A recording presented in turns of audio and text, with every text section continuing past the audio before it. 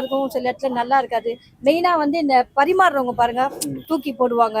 ஒரு மரியாதை இருக்காது, ரெஸ்பான்ஸ் இருக்காது. உனக்கு என்ன 3 ரூபாய்க்கு இதுதான் கொடுக்க முடியும் அப்படின்வாங்க.